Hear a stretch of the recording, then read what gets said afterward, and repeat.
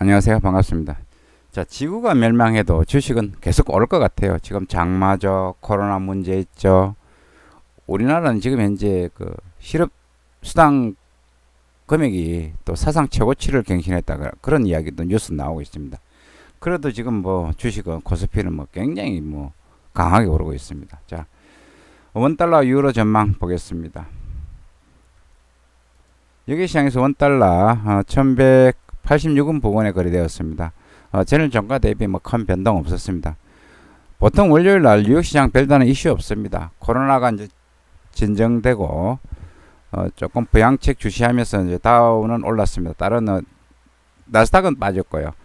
미국제 수익률 올랐습니다. 채권 가격이 빠졌다는 이야기입니다.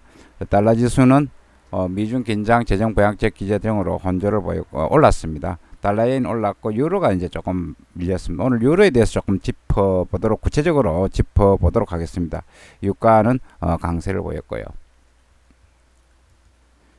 보통 월요일은 별다른 이슈는 없습니다. 다우는 많이 올랐고요. 그러니까 항공 관련주가 많이 올랐습니다. 그 다음에 나스닥은 기술주는 계속 차익 실현으로 빠지고 있고 S&P는 올랐고 중소형주가 아마 오르는 건 그런 모습입니다. 지금 시장 이슈는 이제 미국 부양책, 코로나 이제 19 확산이 조금 주춤하고 있고, 존스 홉킨스 대학 집계를 인용해 보도한 자료에 의하면 코로나19 신규 확진자 수가 약 4만 7천 명, 이제 5만 명 밑으로 내려왔다는 이야기죠. 일주일 사이 최저치를 기록했다. 이런 뉴스가 나왔습니다.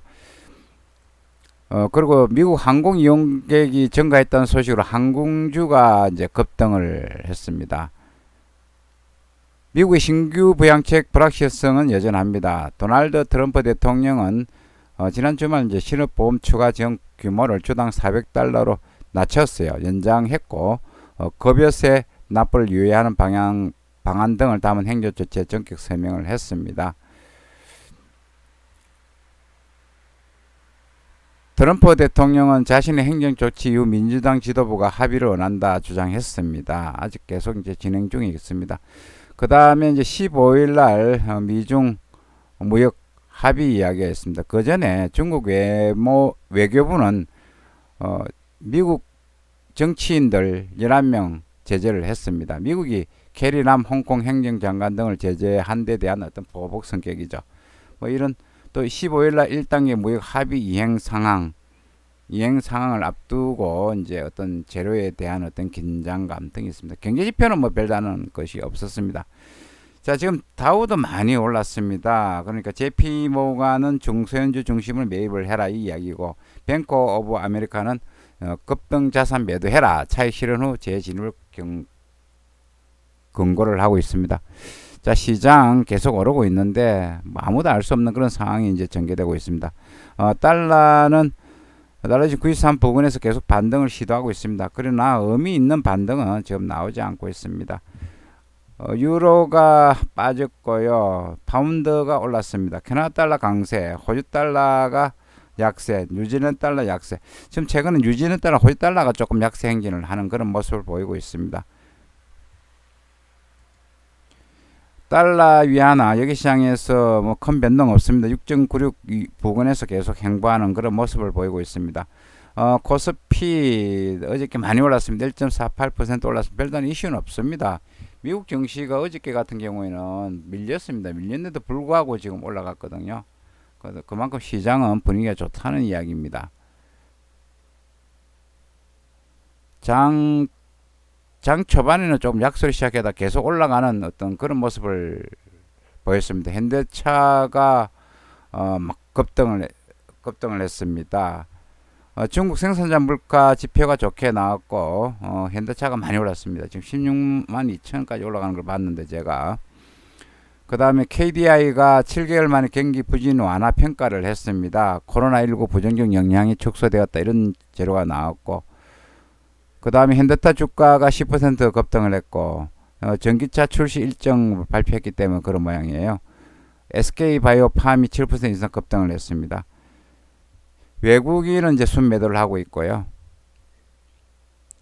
많이 올랐죠. 지금 많이 올랐습니다. 이제 조금 저항 위쪽에는 매물벽이 좀 있어 보이는데 또 이걸 갖다가 또 뚫고 올라갈지 알 수 없는 상황이 계속 전개되고 있습니다. 원달러 보겠습니다. 원달러는 뭐 1100 어저께 같은 경우에는 미중 긴장 완화로 조금 올라갈 거로 생각을 했는데 올라가지 못했어요. 못하고 우리 국내 증시가 강하게 상승하면서 원달러 상승폭이 밀리는 그런 모습을 보여서 1190원 타치도 못했습니다. 오늘은 제가 볼 때는 뭐 1185, 6원 부근에 중후반에서 왔다 갔다 할 것으로 보이는데 별다른 이슈는 없고 일단 1180원 초반에서는 매수세가 들어오고 있습니다. 별다른 재료가 없고 이제 미중 갈등이 있기 때문에 쉽게 빠지지도 않을 것으로 지금 보입니다. 15일 날 미중 고위급 회담이 있거든요. 회동이 있기 때문에 쉽게 밀리지 않을 것이다. 그냥 뭐 장마처럼 지루하고 후덥지근한 그런 장세가 될 것으로 보입니다.